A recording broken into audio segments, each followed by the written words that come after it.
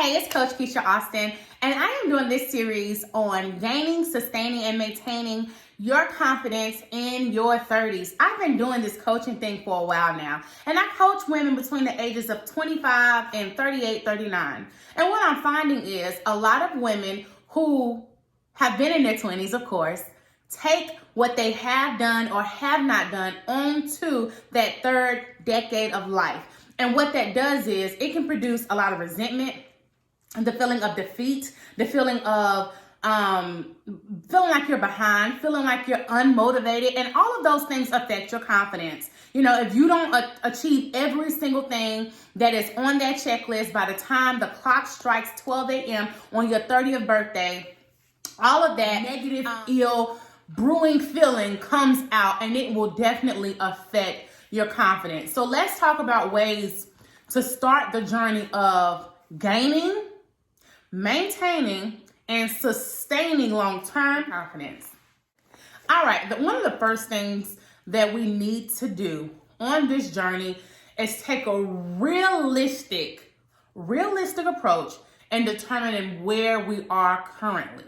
A lot of times we can have this unrealistic thought of what we're looking at, what we're waking up to every single day. Maybe that relationship that you're in right now is no longer fulfilling. Maybe you're in a career right now that no longer serves you. Maybe you're in a situation now where you're not happy with what you see when you look in the mirror, your resemblance.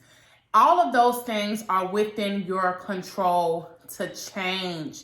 When I think about where I am, when I really did take a step back and have a realistic viewpoint of where I was, I realized I had a lot of room to grow. I realized that making small adjustments that I was able to propel myself forward. And it also is super empowering to know that you have the power to change things within your life, but you're not able, that door isn't available if there's not something to change. That door of elevation, that door of manifestation is built by you acknowledging, having a realistic view of where you are and making yourself fully available to evolve and change. Not this head in the sky perception like, oh, I'm the baddest, oh, I'm this, oh, I don't need nobody, oh, I'm doing this, I'm doing that. When you really know that you could be doing a whole lot better, and the fact that you want to do better.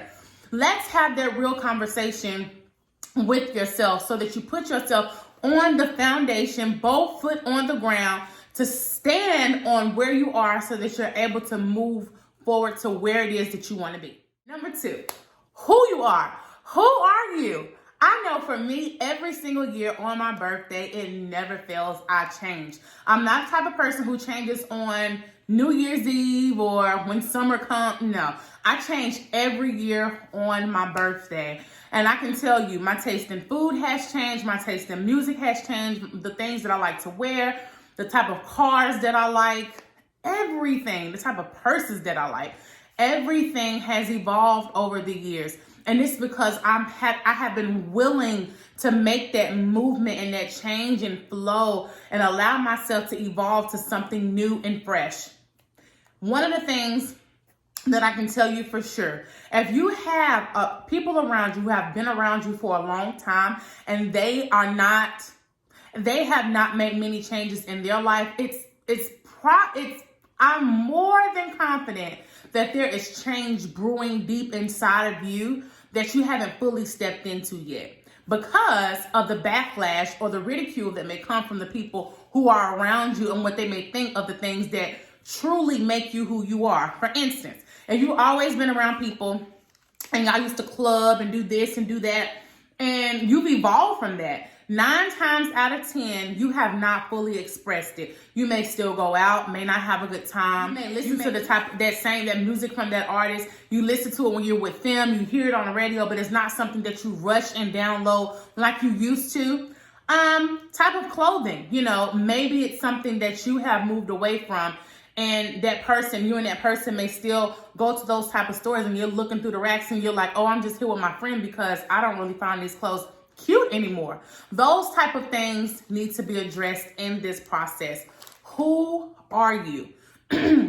What do your values look like? What is it that makes you tick? What makes you who you are? What makes you motivated to put your feet on the ground in the morning? And if you don't know that, then this process may take a little bit longer, but in that process of discovering that, you are going to have to reintroduce yourself to you. This involves going out, trying new things, meeting new people, and truly discovering who you are. It's nothing wrong with being at a place in your life when you're discovering who you are at this phase. That is a true indication that you're growing. Because if you know for a fact who you are, that could be because you have maintained who you are in that space for a long time. Not saying that everybody is, but that could be the reason why. So don't get down about not knowing everything about where you are right now, who you are. You can also discover those things as well. And you can establish them as well. You could be in motion. And sometimes that can be a little bit more difficult to pinpoint, but it is still possible. And the last thing is where you're going. Knowing where you're going is pivotal to confidence. Knowing where you're going is going to be your discernment. It is basically a compass to your decisions, because if the things you're doing do not align with where you're going, then you know it can't fit. If what you're doing is not a direct reflection of what your goals are, where you plan to go, what you plan to do, it's time to make a pivot. I think that is one of the more black and white things as it relates to where you're going.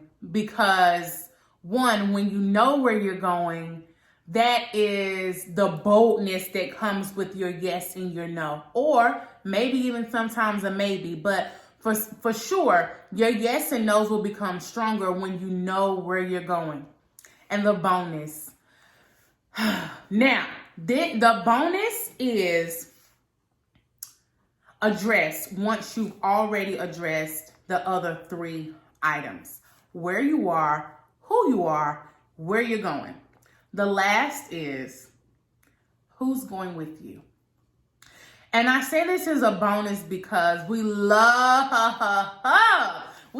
to deflect. We love to put everything on everybody else, when in fact we need to do the footwork. We need to do the work with our lives. The most important pieces of our process of growth and evolving is with our own lives, our own efforts. And this process is about you. Now, who's going with you is also about you.